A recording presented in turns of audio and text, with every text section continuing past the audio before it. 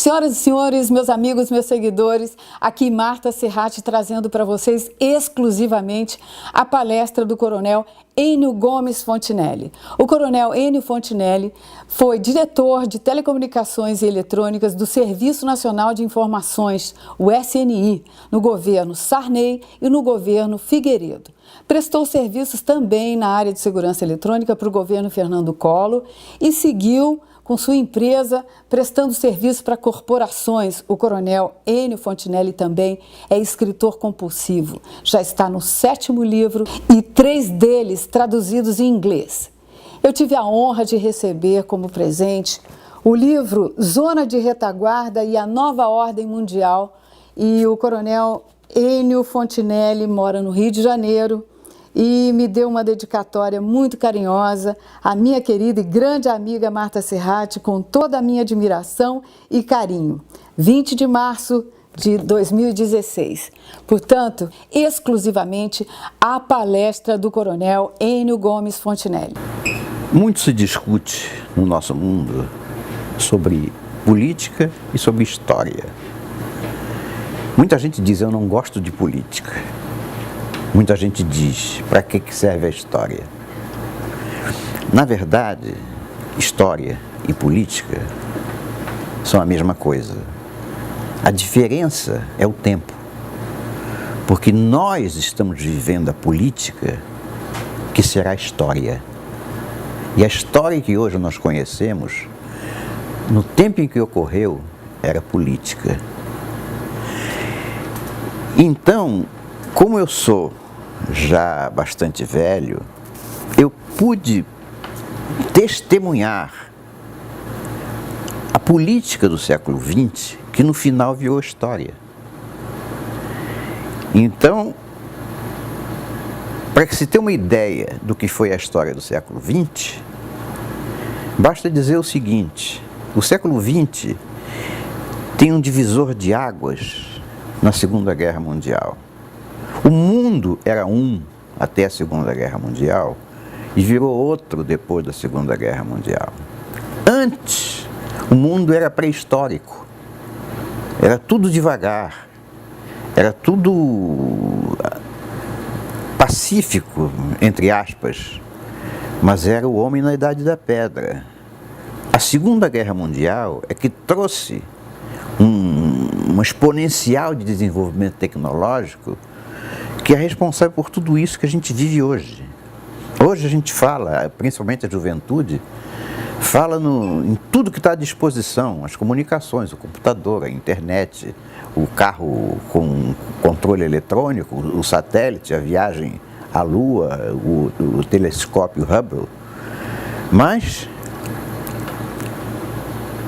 não percebe que tudo isso decorreu das tecnologias utilizadas para a Segunda Guerra Mundial. Então, toda essa herança tecnológica que nós temos é uma herança da guerra. São boas? Sim, são maravilhosas. Eu hoje já não consigo vislumbrar como seria o mundo sem todos esses avanços, principalmente na medicina, mas eu tenho que reconhecer que a Segunda Guerra Mundial trouxe no bojo dessa tecnologia um fantasma terrível: a bomba nuclear. Não só a bomba e o veículo que a transporta, os mísseis intercontinentais. Então, aquela experiência de Hiroshima e Nagasaki mostrou ao mundo o terrível poder de destruição que tem uma bomba atômica. E ao final da Segunda Guerra Mundial, na mesma mesa de negociações em que estavam Stalin, o Roosevelt e o Truman, o mundo já estava sendo dividido entre duas novas superpotências que iam se degladiar no resto do século. De um lado a Rússia, do outro os Estados Unidos. Cada um se compôs com aliados, formando a OTAN e o Pacto de Varsóvia. Mas todos dois sabiam que essa tecnologia que foi desenvolvida na Segunda Guerra Mundial precisava ser multiplicada e multiplicada e multiplicada para o objetivo de cada um dos dois, que era o domínio mundial. E essa multiplicação foi tão fantástica que, num determinado momento, a quantidade de bombas disponíveis e de mísseis capazes de lançá-la era tão grande da parte de um e de outro, que o período que a gente chamou de Guerra Fria, em que a paz mundial residia tão somente na certeza da retaliação. Se um atacasse o outro retaliaria. E isso era o pavor da humanidade, mas ao mesmo tempo era o fiador da paz. Foi disseminado por todos os cantos que a quantidade de armas disponíveis era capaz de destruir o planeta dezenas de vezes. Isso foi dito, foi repetido, 1000 vezes repetido. Só que não era verdade, era uma mentira. Uma mentira que foi colocada propositadamente para que todo mundo que não estivesse diretamente envolvido visse a corrida armamentista como um fantasma. Na verdade, nenhum dos dois oponentes, em momento algum, esqueceu do poder que desejava conquistar. Então, essa paz, assim claudicante, foi andando, e a disseminação de que o planeta seria destruído omitia um fato importantíssimo. É que as atmosferas do hemisfério norte e do hemisfério sul não se misturam jamais. O vento que venta lá não venta cá. Paradoxalmente, isso também é verdadeiro nas correntes marítimas, exceto por acidentes de percursos de montanhas, acidentes geográficos. Os mares oceânicos do hemisfério sul são conduzidos pelas correntes marítimas para continuar no hemisfério sul. Então, nem sequer as águas dos dois hemisférios se misturam. Então, na possibilidade ou na eventualidade de uma guerra nuclear de um contra o outro, isso não significava a destruição do planeta. Significava simplesmente a destruição deles dois. E por conta disso, eles assinaram um tratado de paz, um tratado de contenção de pesquisas militares. Foi assinado um tratado que foi chamado de Tratado de Não Defesa. Observa, dois inimigos mortais assinando um tratado de não defesa. Mas significava que cada um deles não podia desenvolver tecnologias de defesa além daquelas que eles já tinham naquele momento. Nitidamente estavam falando de uma guerra espacial, mas foi assinado o tratado, que continuou sendo o avalista da paz. Mas todos os dois de olho no hemisfério sul, para procurar aqui as zonas de retaguarda que seriam necessárias para, na eventualidade de uma contaminação no hemisfério norte, terem de onde tirar a sobrevivência. A comida, as matérias-primas, a indústria capaz de produzir e o próprio esforço de guerra, do pós-guerra nuclear, que seria necessariamente uma guerra convencional ao sul. Então, por razões históricas, por sorte, por proximidade geográfica, coube à OTAN a melhor zona de retaguarda, a América do Sul. Porque a parte do hemisfério sul que coube à União Soviética foi a África, o sul da África, o subequatorial. E não só não existe uma divisa física entre as duas Áfricas, meridional e setentrional, o que já era por si só um desafio para conseguir uma zona de retaguarda num lugar onde não havia fronteiras, como também a África não conseguiu. Os russos, apesar de tentarem desesperadamente comunizar a África, tanto que mandaram até exércitos cubanos para lá, não conseguiram. Quer dizer, não conseguiram transformar a África num país, num continente capaz de suprir as necessidades do pós-guerra nuclear, o que não aconteceu com a OTAN. A OTAN, olhando para a América do Sul, verificou o seguinte: existe uma fronteira natural, o Rio Amazonas. O Rio Amazonas separa nitidamente o norte do sul. Então, melhor que isso, ainda existia a floresta amazônica ao sul do Rio Amazonas. A oeste tinha os Andes. Então, o que restava da América do Sul para ser zona de retaguarda? Brasil, Argentina, Uruguai e Paraguai.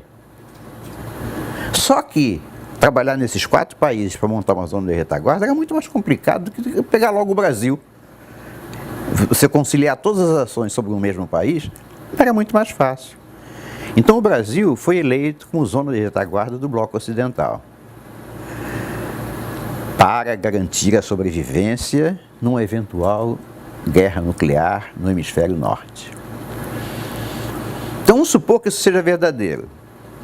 Eu sou o estrategista do norte, já sei que foi eleito o Brasil como zona de retaguarda para o Bloco Ocidental, então a minha função é transformar o Brasil realmente numa área de retaguarda, que militarmente a gente chama de zona de suprimento. Ou seja, tem que ter tudo que é necessário para os exércitos em combate. E no caso particular, tudo que seria necessário para garantir a sobrevida dos habitantes do hemisfério norte, no caso particular da OTAN. Então o estrategista abriu um mapa, botou sobre a mesa, viu, mas esse aqui é o país, esse aqui é o Brasil. Como é que a gente transforma isso aqui numa zona de retaguarda para a OTAN? Bom, o Brasil, coincidentemente, tem a costa norte debruçada sobre o Atlântico Norte. A OTAN quer dizer a Organização do Tratado do Atlântico Norte. De um lado Estados Unidos, do outro lado da Europa. Aquilo era a zona em conteste da OTAN. Então, todos os suprimentos tinham que ser voltados para o Atlântico Norte. Mas, olhando para o mapa do Brasil, o estrategista chegou à conclusão que o Brasil era um país monotonamente litorâneo. O Brasil só sobrevivia casquinando o litoral. Por conta dos laços históricos, das nossas relações comerciais de Portugal e Inglaterra, todas debruçadas sobre o Atlântico, sobre o litoral leste. Mas o fato concreto é que quando o estrategista botou uma seta balizando um corredor de exportação, demandando o Atlântico Norte, ele viu uma seta inteiramente vazia. Então, claro, quando eu estou falando do estrategista, não estou falando de uma pessoa. Estou falando de dezenas, centenas de pessoas com o mesmo objetivo, trabalhando juntas com o mesmo objetivo. Para simplificar, vou continuar chamando de estrategista do norte. Ele olhou para o mapa, viu aquela seta vazia e disse: como é que a gente vai fazer essa seta se tornar uma zona de suprimento? Bom, primeiro eu tenho que vivificar essa seta. Eu tenho que trazer a população brasileira que está no litoral para o interior. Como é que a gente pode fazer isso? Vamos trabalhar de uma forma sutil. A gente não pode invadir o Brasil e colocar ordem na política do Brasil. Nós temos que fazer isso de uma forma sutil. O que existe no Brasil para vivificar essa região, já como políticas necessárias, mas nunca conseguidas por falta de recursos? Bom, para começar, a interiorização da capital do Brasil, Brasília, está na Constituição brasileira desde 1904. Então, vamos concretizar, está aí, bota a capital do Brasil lá no centro do país, lá em Goiás. Aí toda a malha rodoviária nacional vai convergir para a capital. Então é isso, bota aí, Brasília. Bom, então isso já está na Constituição, já. Então vamos dar um jeito de concretizar. Apareceu Juscelino Kubitschek, um candidato a presidente, que dizem folcloricamente que num discurso na campanha eleitoral, no palanque, um eleitor lá virou para ele e gritou da plateia: doutor Juscelino, o senhor vai construir Brasília? E ele impulsivamente disse: vou. Se comprometeu, a imprensa publicou. Então, quando ele assumiu realmente a presidência, ele montou o tal plano quinquenal, quer dizer, 50 anos em 5, que, paradoxalmente ou coincidentemente, tinha 3 objetivos principais: construir a capital no Planalto Central, construir uma rodovia, a Belém-Brasília, ligando essa capital ao Atlântico Norte, e terceiro, irrigando o Cerrado. Essa foi a base dos 50 anos em 5. E o estrategista do Norte seguramente deu uma forcinha para que ele colocasse isso no plano quinquenal. Por quê? Só como exemplo, para Brasília, para a construção de Brasília, quem construiu Brasília foram os bancos americanos. Foi capital de empréstimo, não foi capital de risco, foi capital de empréstimo. Quem irrigou o Cerrado foi o Japão. Milhões de dólares foram gastos no projeto do Juscelino de irrigação do Cerrado, de modo que, de repente, o Cerrado se tornou o maior produtor de soja, eu acho, que do mundo. Não era. Era um tremendo deserto. Então, ó, a estratégia do Norte facilitava os projetos que diziam respeito ao projeto do corredor de exportação, dificultava aqueles que não diziam respeito a esse projeto, como por exemplo a BR-364, que previa a ligação do Brasil com o Atlântico, com o Pacífico, através do Peru, no mesmo lugarzinho onde a China agora quer colocar a ferrovia. Quer dizer, um corredor de exportação voltado para o Pacífico.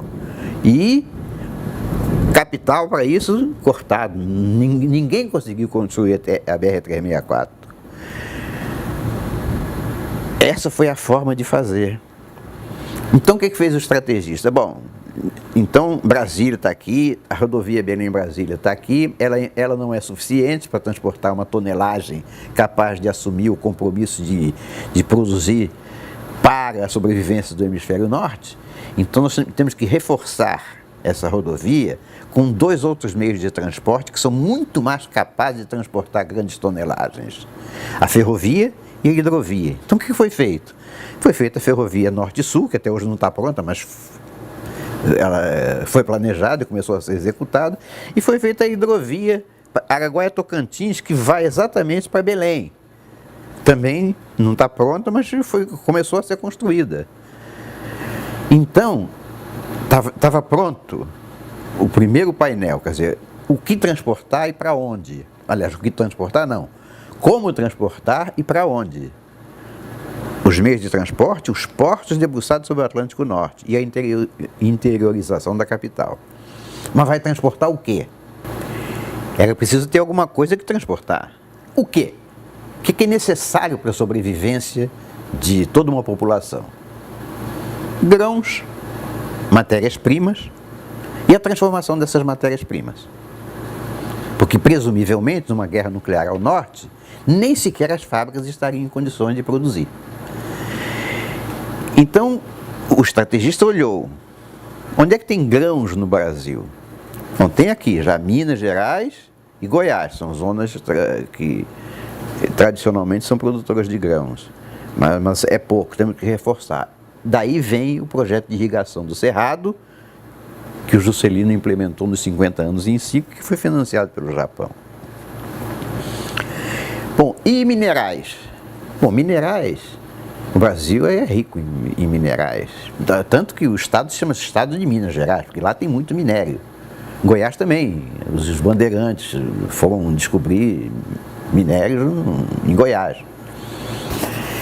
Tá bem, mas vamos aumentar essa capacidade, vamos botar mais minério aí, porque a necessidade vai ser muito grande. Então a gente precisa descobrir alguma outra coisa nesse corredor. Não tem nada aí no corredor que a gente possa utilizar como fonte de minerais. Aí descobriram Carajás. Carajás decorreu desse processo, porque Carajás sozinha produz 10 vezes mais que a soma de Minas Gerais e Goiás juntos. E foi um resultado deste projeto muito depois da imaginação dele. E com Carajás veio a necessidade de energia. Então fizeram Tucuruí e fizeram a ferrovia de Carajás até São Luís. E essa ferrovia, que foi feita pela Vale do Rio Doce, de Carajás até o Porto de São Luís, ela se entronca exatamente com a ferrovia Norte-Sul, que sai de Açailândia, perto de Brasília, e vai pegar a Carajás lá no norte, para acabar no Porto de São Luís. Tudo coincidência. Mas, então pronto, então já temos minérios, já temos grãos, tá legal. Tudo isso vai ter que ser financiado. Financiado como? Capital de risco ou capital de empréstimo? Não, capital de risco não dá. Que vai ser muito difícil a gente conseguir investidores para investir aqui, acolá, tudo de forma coordenada. Como o Brasil sabe quais são as suas próprias necessidades, basta dar dinheiro ao Brasil que ele vai desenvolver o que a gente quer. Que dinheiro? Empréstimo. Porque dando capital de empréstimo, ele tem que produzir para poder pagar o empréstimo. E o plano é feito centralizadamente pelo governo. Então, quando você fala em hidrovia Araguaia-Tocantins, o camarada que vai bolar a hidrovia já sabe que tem que transportar grãos. Grãos da onde? Do Cerrado. E o cara de Carajás, ele tem que saber que ele vai pegar a ferrovia e vai para o Porto de São Luís. Isso não pode ser capital particular em tudo quanto é lugar, capital de risco. Tem que ser capital de empréstimo ao governo e o governo planejadamente organizar tudo isso. Exatamente assim que foi feito. Muito bem. Tá bem, então tá bem. Já temos o transporte, já temos os portos, já temos grãos, minérios, temos... E a indústria de transformação? Bom, isso não tem o que mexer, não dá para mexer. A locomotiva industrial do país é São Paulo. Então não adianta querer botar em outro lugar. São Paulo está na seta, está no meio do corredor, está bem aqui no meridiano de Paranaguá. Então a gente só precisa reforçar as indústrias de São Paulo. Ver, primeiro, se lá tem todas as indústrias que a gente precisa. Se tiver, a gente tem que aplicar recursos, tecnologia para eles se desenvolverem mais, até porque a capacidade ociosa do Brasil é grande. Se não tiver essa indústria, a gente desenvolve. Então tá, então vamos botar São Paulo, indústrias, portanto transformação. Mas tem um problema. Qual é o problema? O problema é que essa zona de retaguarda, que os russos não terão, vai ser alvo de disputa, né? Então, há uma guerra nuclear lá no norte e os russos vão sair desesperadamente procurando comida e matéria-prima também. Então, o que é preciso para essa zona de retaguarda? Defesa. É preciso um plano de defesa da zona de retaguarda. Defesa como? Defesa por terra, mar e ar. Vamos falar de defesa aérea. Bom, defesa aérea é o seguinte: não se pode esperar que o Brasil tenha aviões a jato para confrontar um MiG russo, nem que os pilotos brasileiros tenham adestramento suficiente para confrontar um piloto russo. Então, quem vai defender o Brasil é a aviação da OTAN. No dia seguinte ao bombardeamento do norte, todos os porta-aviões da OTAN, aviões, tudo quanto é base, vêm para o Brasil. Vão invadir o Brasil mesmo, transformar o Brasil em zona militar. Então o avião e o piloto são da OTAN? São. Então está pronto. Não está pronto, não está pronto. Porque não se faz defesa aérea sem controle de tráfego. É preciso ter um sistema de controle de tráfego aéreo. Porque o sistema de controle de tráfego aéreo, aqueles radares que plotam os aviões, ele é fundamental para a aviação comercial. Como o Brasil vai crescer com tudo isso, ele vai querer um sistema de controle aéreo para grandes aeroportos, porque o Brasil vai se desenvolver. Sim, mas isso não adianta um sistema de controle aéreo civil para a defesa militar. Não, mas no Brasil tem uma estranha coincidência. É que quem comanda os dois processos é o Ministério da Aeronáutica. O Ministério da Aeronáutica tem a cargo de si a defesa aérea e a aviação civil. Então, quando a gente der recurso para fazer a defesa civil, o controle aéreo, os militares brasileiros não vão perder a chance de fazer o controle de defesa aérea junto, porque os equipamentos são os mesmos. O que muda é o software. Então tá. Então, vamos dar dinheiro. Quando deram dinheiro ao Brasil, deram dinheiro e aqui apareceu um negócio chamado SINDACTA. Sistema de controle e defesa aérea. Com bases em Brasília, Recife, Curitiba e Manaus. Essas 4 bases são capazes de monitorar todo o espaço aéreo brasileiro e mais de lambuja todo o espaço aéreo da América do Sul. E os militares no poder, os militares com recursos, vão fazer a defesa aérea. Ah, então tá, então Sindacta está ótimo. E naval? E defesa naval?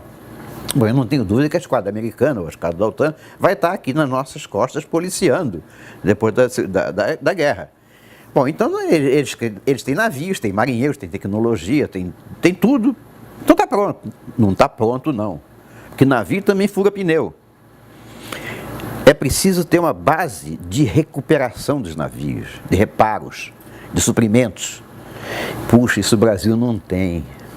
Aí, de repente, como um passe de mágica, o Brasil, por conta da substituição de importações, porque ele começou a exportar muita coisa e tinha o problema do petróleo, que a gente tinha que importar muito, o Brasil chegou à conclusão que estava gastando muito dinheiro, que ele devia muito, tinha que pagar juros da dívida, e devia muito com a conta petróleo, que o preço do petróleo subiu muito nessa época, propositadamente. Mas então, o Brasil chegou à seguinte conclusão: nós não podemos mais alugar bandeiras estrangeiras para transportar os produtos nacionais. Nós temos que ter uma indústria naval no país. E foi aí que nasceu o projeto dos superpetroleiros da Petrobras, que vinham com petróleo e voltavam com grãos. Só que para construir os superpetroleiros, você estava construindo navios gigantes. Então, os nossos estaleiros foram estaleiros gigantes. O Brasil passou a ser um importantíssimo construtor de navios. A indústria naval brasileira cresceu assustadoramente, passou a ser um grande exportador de navios. Ah, então, com esses estaleiros, então está resolvido o problema? Está resolvido o problema, porque na hora de usar o estaleiro, quem vai usar são os americanos. Porque os navios de guerra americanos têm segredos que os brasileiros não sabem. Mas tendo o estaleiro, deixa comigo. Então tá, a defesa naval tá. E a defesa terrestre? A defesa terrestre não tem problema, né? Porque pega os tanques americanos e leva para lá, míssil americano e tal, defesa antiaérea. Não é assim não, tem problema também. As nossas fábricas de produtos militares vão estar comprometidas. Então a gente precisa ter fábricas na zona de retaguarda. A gente precisa ter indústria bélica no Brasil. A gente precisa construir tanque, caminhão, míssil, metralhadoras, lança-rojões, muita munição. Então, precisa ter uma indústria bélica no Brasil. Aí, de repente, num passe de mágica, num clube fechadíssimo, que é o de exportadores de armamentos, o Brasil aparece como um grande exportador de armamentos. Então, tudo isso por conta da estratégia da OTAN de zona de retaguarda para um conflito nuclear. Bom, terminou? Não, não terminou não. Não terminou não, porque apesar da nossa fronteira norte estar acima do Equador, não faltarão oportunidades de os inimigos tentarem penetrar, já que não vão poder penetrar pelo Atlântico Sul, que vai estar fortemente defendido pela esquadra americana e da OTAN, vão tentar se infiltrar pelo norte, via Amazônia. Pode ser, mas a gente também não precisa colocar um exército lá de prontidão, né? Não. Os meios tecnológicos de que dispõe um sistema militar hoje não depende da presença física, depende apenas do alerta a tempo útil. Então, como a floresta amazônica é um obstáculo terrível já normalmente, o inimigo que tentar se infiltrar por lá vai levar vários dias para chegar até o ponto de invadir a zona de retaguarda. A gente só precisa ter um cordão de alerta, um sinalzinho de alerta. Um sinalzinho. E o que tem lá? Não tem nada, rapaz. Ih, rapaz, lá só tem índio. Então vamos fazer o seguinte, vamos fazer um projeto, Calha Norte, em que o exército é colocado em toda a fronteira norte até o Acre. Só pelotões. Só para dar o alerta. Não é para se defender nada, porque eles não vão ter condição de defender, mas para dar o alerta. Atenção, estão invadindo aqui. Aí sim, a aviação da OTAN sai daqui, os navios da OTAN vão entrar por dentro do Rio Amazonas, mas o o cordão de alerta foi feito de duas maneiras: Projeto Calha Norte do Exército e CIVAM da Aeronáutica, Vigilância da Amazônia. Era isso que precisa? É isso que precisa. Então vamos à obra, vamos botar. Então, pronto o planejamento, era só executar. E tudo isso foi feito. Os portos, a rodovia, Brasília, Cerrado, indústrias em São Paulo, defesa, tudo isso foi feito. Exceto duas coisas: a hidrovia que não ficou pronta e a ferrovia Norte-Sul que não ficou pronta.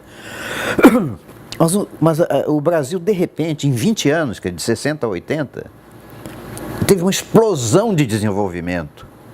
O Brasil saiu da 46ª posição para a 8ª potência mundial, por conta deste projeto. A tal ponto, isso ficou tão dramaticamente exposto, que eu imagino a reação do estrategista da OTAN e do estrategista do Pacto de Varsóvia. O da OTAN se regozijando por ter transformado o Brasil efetivamente numa zona de retaguarda, faltando alguns poucos detalhes. E a União Soviética, achando que eles não conseguiram nada e que a OTAN estava muito mais adiantada do que eles. E aí aconteceu um fato absolutamente atípico e que é realmente a coisa mais importante que aconteceu na segunda metade do século e que passou despercebido por quase todos nós. O presidente Ronald Reagan foi para a televisão americana em 1983 e declarou para o povo americano que estava iniciando o projeto de Guerra nas Estrelas. Iniciando um projeto que, na verdade, era o IDE, Iniciativa de Defesa Estratégica, que o senador Ted Kennedy é que apelidou de Star Wars. Mas o presidente americano foi para a televisão dizer isso. E no dia seguinte, entrou no Congresso americano com um pedido de 5 bilhões de dólares imediatamente aceito para investimento neste projeto, que eram várias camadas de interceptação de mísseis inimigos. Quando o Reagan disse isso, e quando o Congresso americano imediatamente permitiu a alocação de 5 bilhões de dólares, os russos botaram a mão na cabeça. Meu Deus do céu, a paz mundial reside na capacidade de retaliação. Se a gente não puder retaliar, acabou, eles vão bombardear a gente. Então, aí apareceu a história, eles lá no Kremlin, né, discutindo. Os belicistas, bom, então não espere esse projeto, ataca logo, vamos atacar logo, que aí tá pau a pau, eles e nós. Aí o outro, que é mais sensato, disse: espera aí, se a gente atacar logo, se houver isso tudo, eles têm zona de retaguarda e a gente não tem. E como é que fica? Eles sobrevivem, a gente não sobrevive. Então o presidente russo do Kremlin, o chefe supremo do Kremlin, se chamava Mikhail Gorbachev, ele saiu com um dever de casa. O dever de casa é acabar com o projeto Star Wars americano. Então eles imaginaram que para fazer isso teriam que acabar com o comunismo. Pelo menos demonstrar a intenção de acabar. Daí nasce a perestroika e a glasnost. Ainda sob uma aura de abertura e transparência, mas sem perder o vínculo inicial com o comunismo. Acontece que quando mexeram numa perninha do comunismo na União Soviética, desmoronou o resto. Não houve força capaz, a partir da perestroika, não houve força capaz de manter a coesão da União Soviética. Eu não vou falar muito sobre isso, porque demanda aí várias horas. Se vocês prestarem atenção, vão ver que com a perestroika, a União Soviética se esfacelou em 15 países independentes e sobrou muito pouco para eles. E mesmo assim sobrou um regime que teoricamente teria que ser democrático. E assim é que nasceu a perestroika, que realmente conseguiu que o Congresso americano, que a opinião pública mundial achasse que a Guerra Fria tinha terminado, que o comunismo não era mais uma ameaça, e essa opinião pública mundial influiu na opinião pública americana, que influiu no Congresso americano, que retirou 3 bilhões das verbas do Star Wars. A partir daí, o Gorbachev saiu pelo mundo fazendo propaganda da perestroika. Então, o que aconteceu naquele dia foi uma derrota militar. Quer dizer, a perestroika e claro, nós não foram resultados do desejo soviético de atender às necessidades da população. Foi uma derrota militar imposta pela OTAN, que tinha uma cereja do bolo no bolso do colete, o Brasil. Só porque a OTAN tinha o Brasil é que a União Soviética caiu. Agora, olha bem, por que os americanos, que a partir dali passaram a ser a única potência mundial militar do planeta, não pegou o Brasil, colocou no colo e saiu embalando para nunca mais perder? Porque apareceu um outro detalhe importantíssimo. Quando a União Soviética caiu,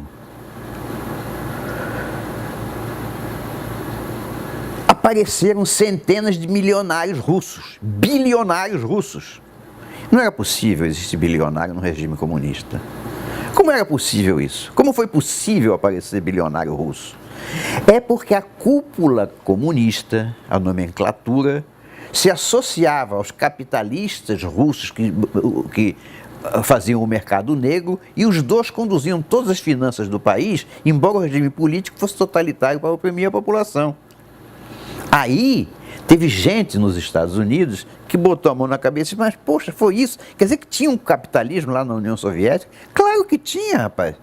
No dia seguinte da perestroika aparece um cara que é dono do poço de petróleo? Como é que pode? Então, os magnatas americanos do Clube de Bilderberg chegaram à seguinte conclusão. Mas vem cá, nós estamos aqui dando uma de otários. Porque se o capitalismo existia no comunismo e mandava, portanto mandava que continuou mandando depois que o Muro de Berlim caiu, então nós estamos dando uma de otário. O bom mesmo é um regime totalitário, onde o capitalismo seja oculto. Porque aí, sim, a gente domina o dinheiro, mas não tem que concorrer com ninguém. Não tem negócio de oferta e procura, não paga imposto. Tudo é estatal, não paga imposto. É mesmo, né? Então, peraí, acho que o melhor regime é o regime comunista sob um capitalismo submerso. Tá bem, tá. Mas vem cá, como é que a gente vai fazer isso? A gente junta com eles. Junta com eles? Rapaz, já existem projetos de dominação mundial que até hoje não foram materializados por falta exatamente de oportunidade. Agora nós temos com a oportunidade na mão.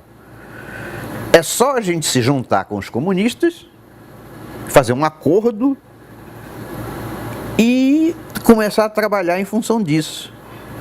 Vamos dar um nome para isso? Vamos dar. Nova Ordem Mundial. Tá bom o nome? Tá ótimo. Pô, Nova Ordem é perfeito. Vem dos Illuminati.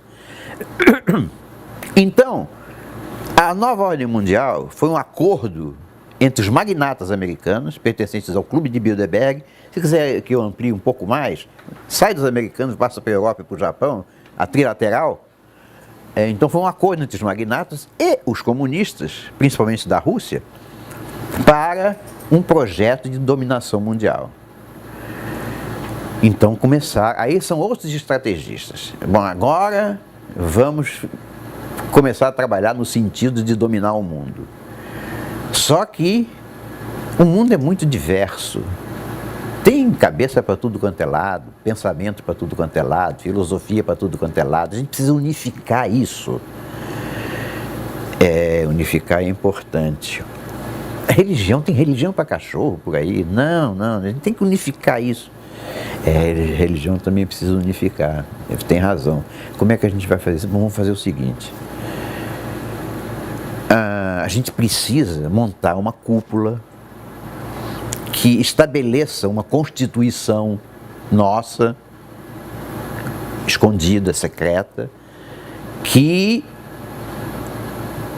construa um projeto de materialização desse domínio mundial. Tá bem. A gente vai ter que criar um organismo para isso. De repente não. Por que não usa a ONU? Nós não temos dinheiro? É só botar na ONU quem a gente quer. E aí da ONU, ela tem jurisdição mundial, dali a gente parte com todas as instruções para o mundo inteiro. Então, a ONU foi toda aparelhada para cumprir um projeto. E o interessante é que projetos nasceram da ONU a partir dessa determinação e desse patrulhamento, vamos chamar assim. Para começar, olha bem, para começar, eles criaram uma coisa chamada a Carta da Terra, que é a Constituição da Nova Ordem Mundial. Incrível como pareça, a Carta da Terra foi a junção de dois organismos. O organismo comandado pelo Gorbachev e o do Maurice Strong, que era o secretário-geral da ONU. O Rockefeller, por exemplo, foi e é um dos defensores da Carta da Terra. Leonardo Boff é outro. Para ver a diversidade de personalidades que estão alinhadas aí no mesmo barco. Como é que você pode acreditar na junção de ideias entre o Frei Leonardo Boff e o Rockefeller? Mas tudo bem, eles assinaram a Carta da Terra. Essa Carta da Terra, ela, como disse o Rockefeller, ela ia substituir os 10 mandamentos. Começa aí a história da perseguição aos cristãos. Então, a Carta da Terra tinha como objetivo substituir o nosso Deus onipotente pela Deus Terra, Deusa Terra, pelo planeta, a Mãe Terra. Então, essa substituição, nós estamos vivenciando ela diariamente. Todo o projeto ecológico advém exatamente da Carta da Terra. Quer dizer, foi um projeto feito, primeiro, para acolher as viúvas do comunismo. Todos os partidos verdes que nasceram pelo mundo afora foram mobiliados pelos comunistas arrependidos. E também para arranjar um gancho para as crianças adotarem a Terra como mãe, que foi que se criou a ideia do aquecimento global, que é uma fraude. A história do aquecimento global é muito interessante, porque ela foi feita através de uma reunião de cientistas na ONU e que chegou a uma conclusão de que o planeta estava esquentando. Então é chamado de aquecimento global. Poucos meses depois, houve uma segunda reunião de cientistas, e desta vez, num número muito grande, 650 cientistas, no Senado americano, que chegaram à conclusão que os dados que constavam daquela teoria do aquecimento global eram falsos, tinham sido manipulados. E que o aquecimento global não existia. Que o mundo, ciclicamente, ao longo de toda a história, tinha variado a sua temperatura sem nenhuma interferência humana. Que o homem aí não representa nada para o planeta em termos de aquecimento. Só que esse relatório do Senado americano jamais ganhou a mídia. E continuou persistente em todo o mundo a ideia de acabar com o aquecimento global com duas funções. A primeira é ter um gancho para entrar na cabeça das pessoas, para criar uma mente universal, fazer da Terra, do planeta Terra, a deusa, a mãe, e acabar com as outras religiões. E segundo, fazer com que os países subdesenvolvidos, para ser politicamente corretos, tivessem que investir na proteção ao planeta, em ecologia, recursos que eles não tinham. Então, o segundo objetivo era tornar as populações dos países pobres mais pobres ainda.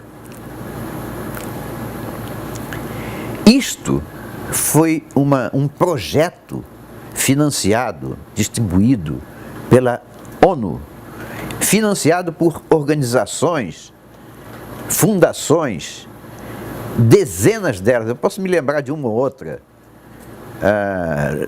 Bill Gates, Bill e Melinda Gates, George Soros, Avaaz, e várias outras, eu não vou me lembrar de todas aqui agora. Agora, todas essas organizações não tratam dos assuntos diretamente. Cada uma delas tem centenas de ONGs, organizações não governamentais, que são os porta-vozes dos discursos que vêm da chefia. Então, se a gente prestar atenção, se a gente for verificar, existem milhares de ONG espalhadas pelo mundo inteiro, obedecendo a um comando único da nova ordem mundial, capitaneada pela ONU, que assim que a ordem mundial, a nova ordem, conseguisse dominar o planeta, a ONU seria descartada e substituída pelos cérebros que realmente estão por trás. Bem, esse era o projeto. E, portanto, a gente começa a entender onde é que nasce a perseguição aos cristãos. Porque de todas as religiões do mundo, a grande muralha que não conseguiu ser penetrada pelo comunismo, por vias diretas ou indiretas, foi a religião católica. E, por extensão, as religiões cristãs como um todo. Os evangélicos e os próprios ortodoxos na Rússia. Então, existe uma muralha, uma barreira que não foi conseguido, que os comunistas não conseguiram romper, mas tentaram terrivelmente, principalmente nos Estados Unidos, que o objetivo é destruir a sociedade judaico-cristã. Estamos falando dos Estados Unidos e Israel. Então, principalmente nos Estados Unidos, apareceu um movimento para comunizar os Estados Unidos. Só que também lá eles esbarraram nos cristãos, como aqui esbarraram nos cristãos. Aí, essa resistência que os cristãos impuseram, retardaram demais o processo e tornaram algumas coisas que antes não eram óbvias, tornaram essas coisas óbvias. A primeira delas foi tentar identificar quais eram as forças no mundo que se degladiavam pelo poder mundial. Isso é a nova ordem mundial pensando. Quais são as forças que querem o poder total do planeta? São três. Nós, quer dizer, a nova ordem mundial. Não vamos esquecer dos comunistas, a gente é aliado com eles, mas... E o Islã. São os três projetos de dominação mundial. O Islã foi necessário e tolerado à época por causa do inimigo comum, o cristianismo. Mas quando a nova ordem mundial percebeu que, primeiro, que a União Soviética, a Rússia, que já não era mais a União Soviética, que a Rússia ainda mantinha os resquícios de imperialismo do passado e que começou a botar o pé na Ucrânia, botar o pé na Crimeia e principalmente construir abrigos nucleares em pleno século XXI, foi isso mesmo que você ouviu. O maior abrigo antiatômico do mundo é nos Montes Urais na União Soviética, que terminou em 2014. Ou seja, se era para ter uma nova ordem mundial, em que os russos estavam combinados, para que abrigo atômico? Então isso botou uma pulga na camisola dos magnatas. Espera aí, de repente a gente está trabalhando para o bandido e vai ser depois guilhotinado. Para tudo.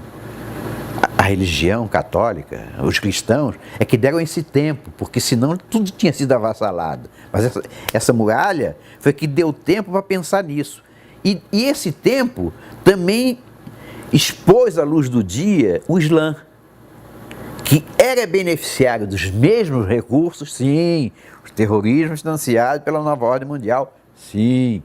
Era beneficiado pelos mesmos recursos fartos e de repente começou a conquistar terreno e invadir a Europa, na moita, através de paz, a religião da paz. Que se a gente lê lá não tem nada de pacífico, mas eles entraram na Europa de uma maneira fortíssima. Os magnatas coçaram a cabeça, espera aí, como é que está o negócio aí? A gente deixou eles entrarem em tudo. E as nossas zonas de retaguarda? A gente deixou eles entrarem, pois não era uma parceria?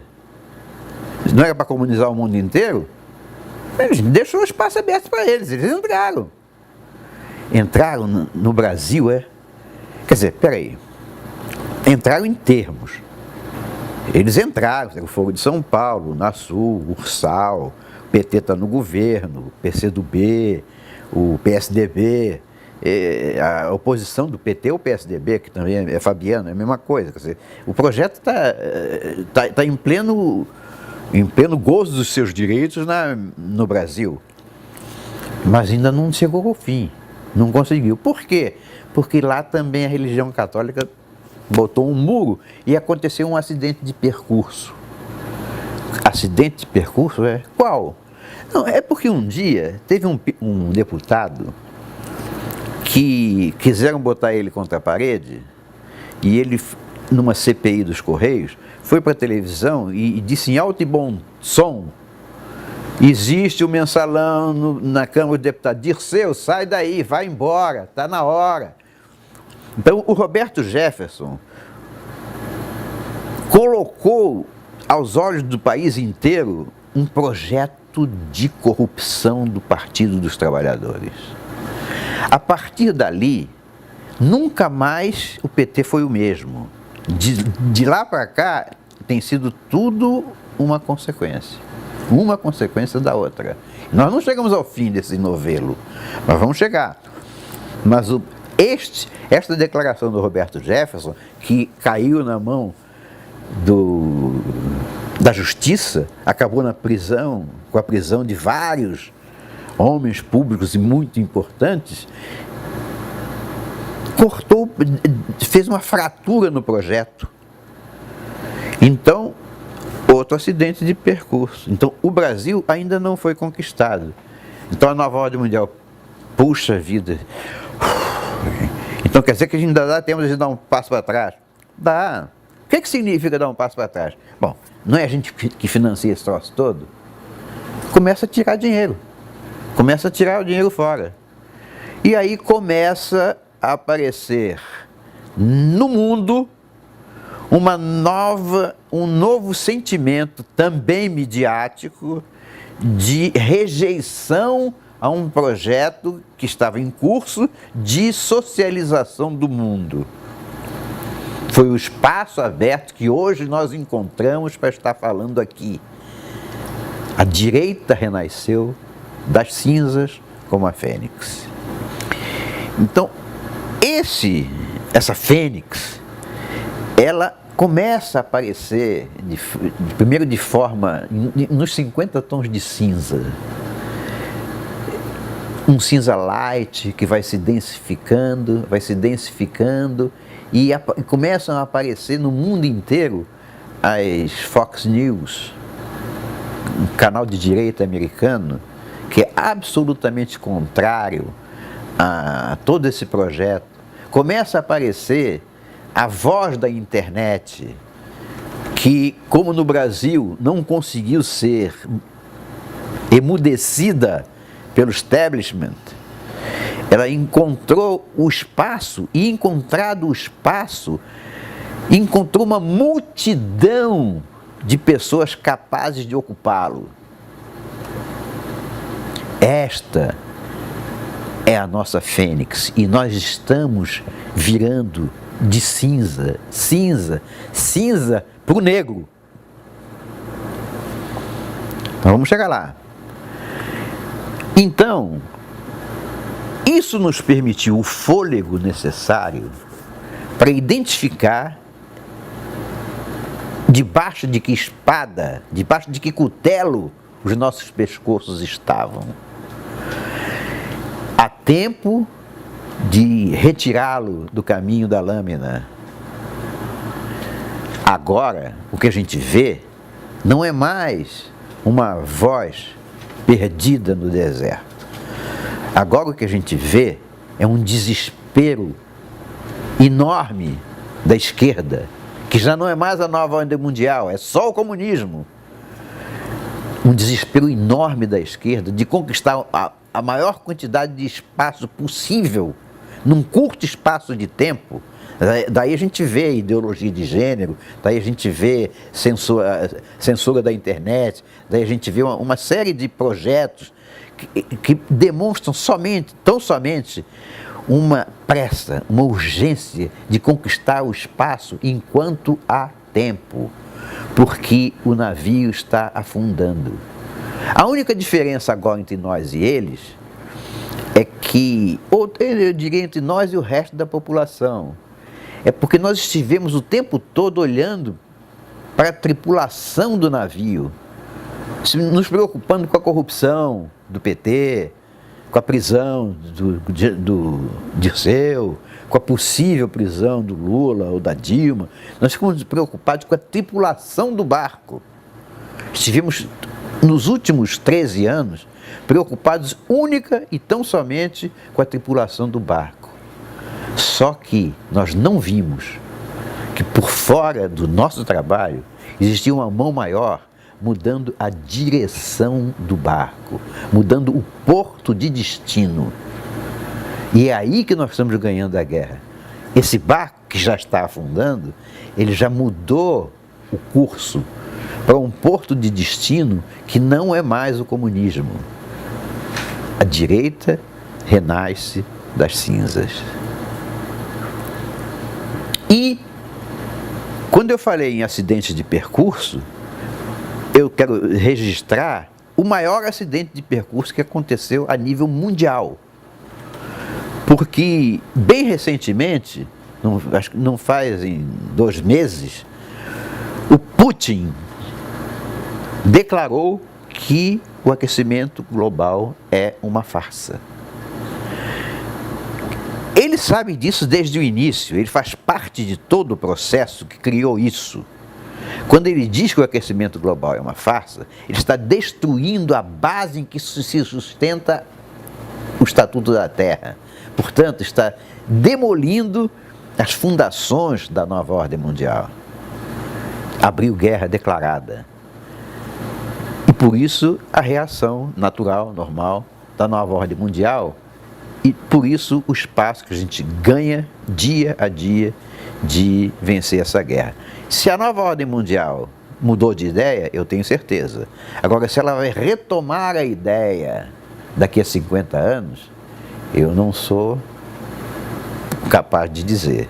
Possivelmente, um projeto de dominação mundial pelos financiadores do mundo deve ficar latente em algum bolso de colete por algum tempo. Mas enquanto eu viver, não vai mais acontecer. Até a próxima.